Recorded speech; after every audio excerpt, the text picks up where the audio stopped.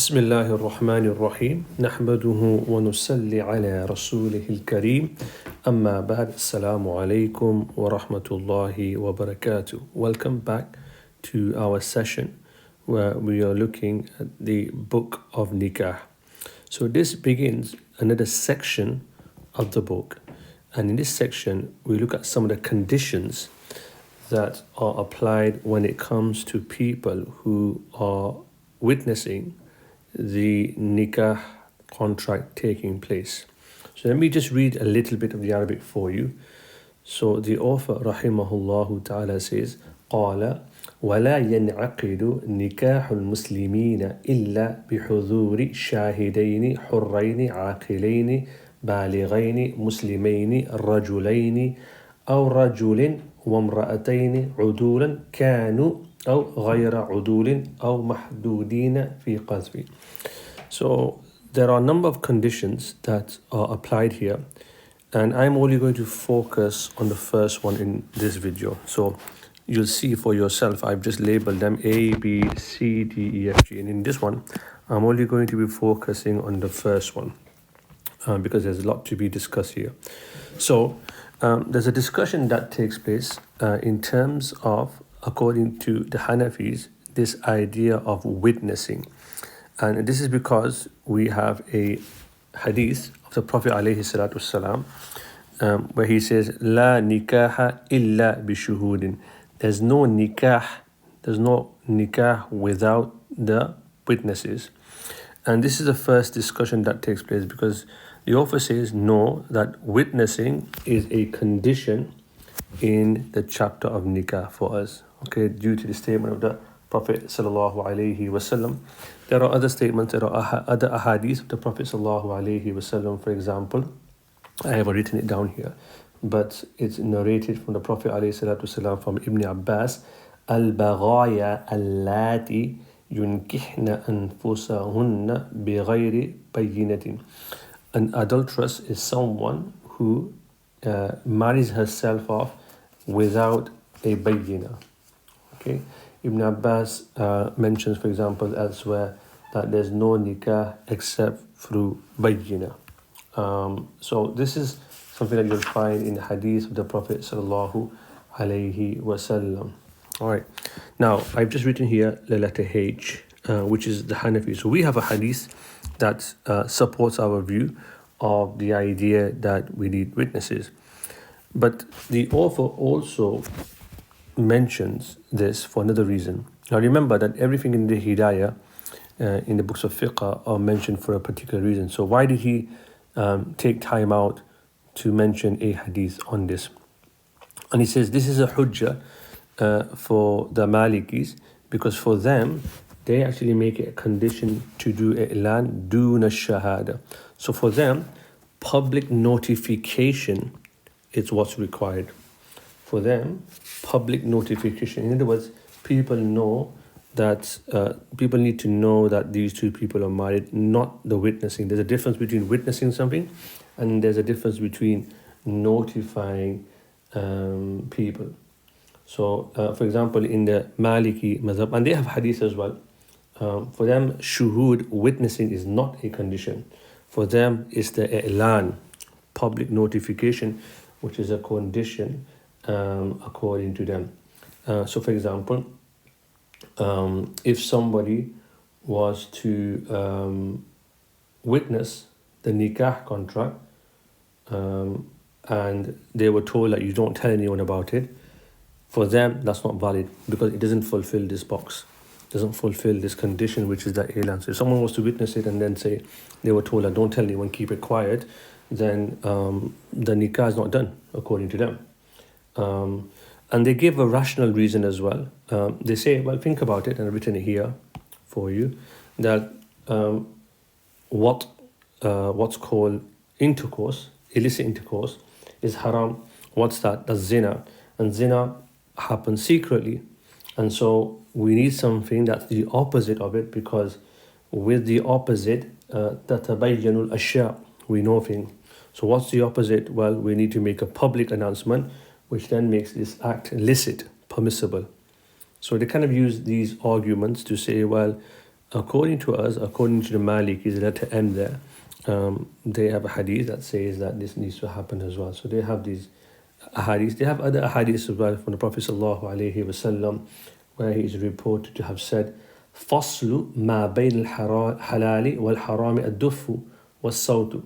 What difference between halal and haram is the beating of the drums and the sound.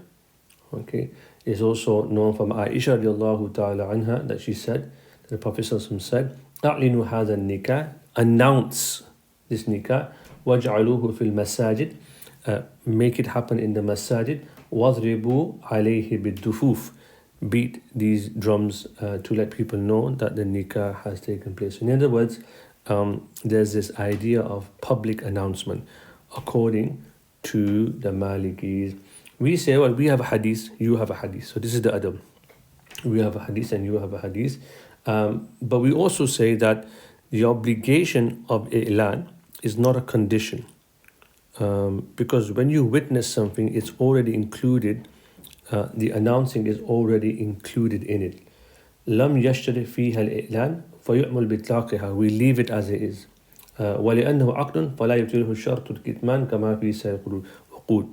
And when you're talking about this reason here, because we have to respond to their hadith and to their reasoning, when you say, oh, it needs to be done publicly, well, if you think about it, because nikah resembles aqd, transactions, because if you think about the previous videos, we've been thinking about this idea of it's a relationship between two people, it's a contract between two people, and in contracts we never have this discussion around being it public or private. If it's done privately, it's still a valid contract. If people do something privately, it's still a valid contract. So what you're discussing here, your reasoning doesn't really hold. Okay. And when two people, in any case, when two people turn up at the time of the contract, that's an elan of itself. That's an elan. So we fulfill both of them. We don't need to make this public notification a condition, because the fact that people are there, it's a form of notification. I just want to make one kind of important meta point here, which is a reflection upon fiqh. Nikah is kind of like a public event, okay? Although it's min wajhin private. It's private because it's between two people, okay? But even it's a private event, it's still inseparable from a public event, because there's this idea of witnessing, there's this idea of people knowing that they've got married, so they're protected from accusations of haram, zina, and these sort of things, and it's to protect them. So you see that in the fiqh, part of it is a private thing. It's private to the extent that it's between two people and no one else needs to interfere, but it's public to the extent that it's a social event. Yeah, so it's min wajhin, partly private, but it's also a public event, because it's to do with mu'amalat. It's to do with mu'amalat between people, but it's also partly an ibadat. It's also partly an act of worship, because of the obvious reasons of people coming together. So that's that in terms of the differences between the Hanafis and the Malikis here. In a nutshell, you need witnessing, and why witnessing is important as opposed to public notification. For those of you who are interested, I just want to reflect upon an important usul here as well, because somebody might say that, why do you make witnessing, shahada, a condition when the hadith that you're using is what's called a khabar wahid? And khabar wahid, of course, in terms of epistemology, what we mean by truth, and Hanafis are very strict on this, truth is weaker, because this is a verse in the Quran. Allah says, for example, this verse here. There are many other verses. This is in Surah An-Nisa, verse number 3. فَانْكِحُوا مَا طَابَ لَكُمْ. Marry women of your choice. Allah says in Surah An-Nur, verse number 32. وَانْكِحُوا الْأَيَامَ. Marry singers among you. Allah says in the Quran, in Surah Baqarah, 232. فَلَا تَعْضُلُوهُنَّ إِن يَنْكِحْنَ أَزْوَاجَهُنَّ. Do not let your guardians prevent them. In other words, get married. So why are you making this condition of witnessing. Aren't you adding something to the Quran? Aren't you adding to the Quran through something that's weaker? Because the Quran, of course, is the strongest form, and you can't restrict through something that's weaker in terms of its truth claims, khabar wahid, for example. So how do we respond to this claim? And the reason I mention this is this will come up later in a few videos from now, where we talk about people that you can't marry, and the muharramat. But for now, the first response we give is that we say it's not khabar wahid. In fact, we say it's khabar mashhur. It's a well-known tradition, which is epistemologically standing, same as the Quran. Right, it's mass transmitted. And the ulama have accepted this hadith. And so we can do ziyada through mashhur upon the Quran. We can add to the Quran.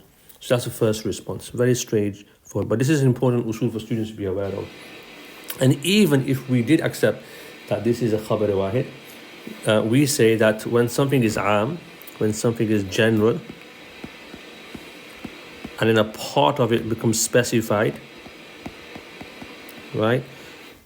So what we call al-am إذا خص منه البعض يخص المتنازع بخبر الواحد والقياس.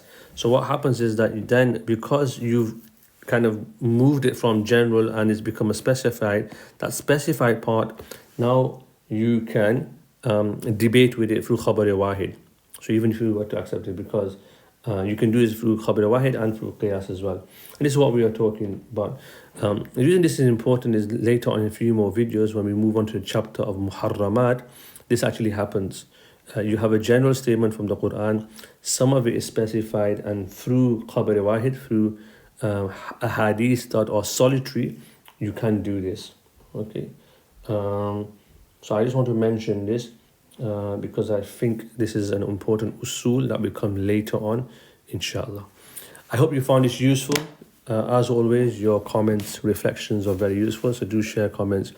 Please do try and encourage me to continue making these videos. Some people have reached out and said they found them useful, so your comments, your questions, your reflections will be very, very useful. Until next time, Assalamu alaikum wa rahmatullahi wa barakatuh.